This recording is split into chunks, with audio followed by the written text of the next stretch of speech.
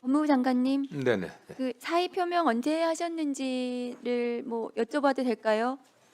뭐 저는 그 전에 훨씬 전이라고. 여러 달 전부터 이미 이제 그 공소청 중수청이 설립하기로 돼 있고 하니까 그 뭐 기술적인 문제들만 남은 거고, 그다음 보안 수사권 관련해서는 또 최근도 아니죠, 한 뭐 좀 상당 전에 전 총리께서 정부 입장을 결정했기 때문에 크게 뭐 이제 제가 할 일들은 대충 끝난 거 아닌가. 그다음에 법무부 안에서 또 제가 추진하려고 했던 규정이나 출입국이나 범정에 관련된 정착들, 제도 개혁들 을 그러니까 대부분 해놨기 때문에 이제 그만둬야겠다는 얘기를 다 여러 번 했었습니다. 한참 전이었는데 지금 갑자기 이게 불거진 게 조금 의아스럽다 이런 취지로 아까 예, 말씀하셔서 그렇습니다. 네. 그건 맞습니까? 네네. 그러니까 이게 장관님께서 사의를 표명하신 부분 그 날짜가 훨씬 전이었는데 지금 이게 불거진 이유가 뭐냐 하면 이 수사권 폐지와 관련해서 국민의힘 조선일보를 위시한 보수 언론에 땔감을 주고 있습니다.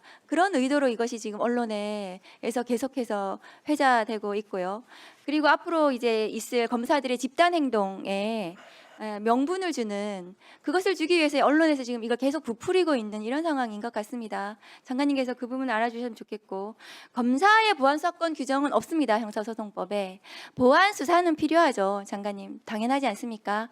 보안 수사는 수사라는 것이 한 번에 다 끝낼 수 없기 때문에 보안 수사는 필요합니다. 다만 그 보안 수사를 누가 하게 할 것인가, 그 국민들은 보안 수사가 필요하다는 것에 대부분 공감하고, 아마도 지난번 갤럽의 여론조사는 그런 취지의 국민들의 답변이었을 거라고 생각합니다. 다만 검사의 수사권 남용이 너무나 문제가 돼서 내란까지 저질른 이 검찰 권력을 개혁하는데, 그 경찰에 문제가 있다고 해서 검사에게 수사권을 주는 방식으로 해결해서는 안 된다는 것이 검찰개혁의 대원칙이라고 생각합니다.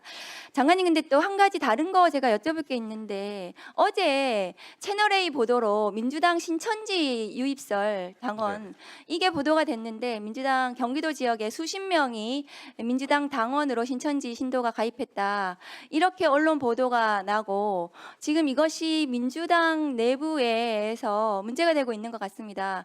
그런데 이게 그 보도 내용이 사실이라면 수십 명, 몇 명 가입한 게 무슨 민주당에 문제가 되겠습니까?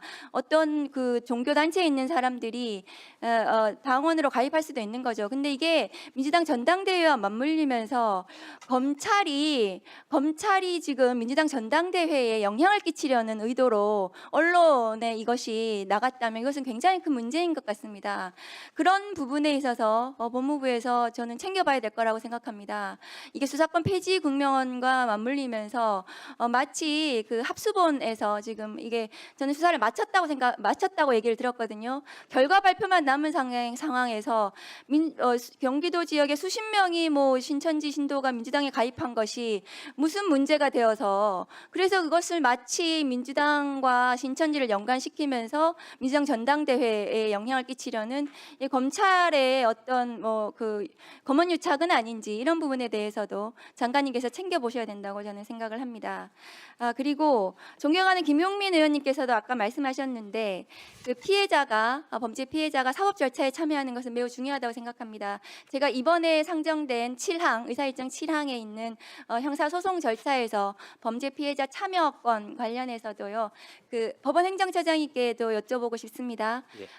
현행법이 지금 피해자가 공판 절차에 참여하는 규정이 거의 실질적으로 없습니다. 그래서 제가 법안으로 검사의 소극적인 공소 진행, 공판 절차 진행에 있어서 피해자가 적극적으로 참여할 수 있도록 전체적인 피해자 의견 질술권뿐만이 아니라 증거라든가 양형이라든가 이런 부분에 대해서 피해자가 적극적으로 검사하고 같이 목소리를 낼 수 있도록 하는 법안을 발의했습니다. 이것이 검찰개혁의 일환이었고요. 지금 범죄 피해자들의 목소리를 반영해야 된다는 이런 취지로 검찰개혁 이 형사소송법 개정 국면에서 많은 피해자들이 말씀하셔서 이 법이 발의가 됐습니다. 그래서 이 법이 보다 적극적으로 이 법안에 담겼으면 좋겠고요. 법원 행정처에서도 이 부분을 적극적으로 보다 좀 이렇게 그 긍정적으로 이 부분이 형사 절차에 피해자가 적극 참여할 수 있도록 하는 이 부분에 대해서도 좀 의견을 적극적으로 내주셨으면 좋겠습니다. 처장님 어떻게 생각하십니까? 예, 적극 검토하도록 하겠습니다. 예.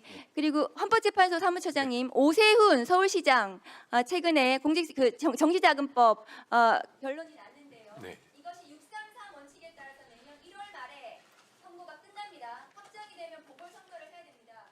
그런데 오세훈 시장이 재판 소원하겠다고 하고 있어요. 그래서 재판 소원이 만일에 이것이 신청이 되면은 보궐선거 국면에서 2월 말까지는 이 재판 소원이 끝나야 됩니다. 그렇기 때문에 뭐 가처분을 어떻게 할지 모르겠지만 헌법재판소에서 신속하게 결론을 내주셔야 된다고 생각합니다. 챙겨봐 주셨으면 좋겠습니다. 네, 알겠습니다. 전달하도록 하겠습니다.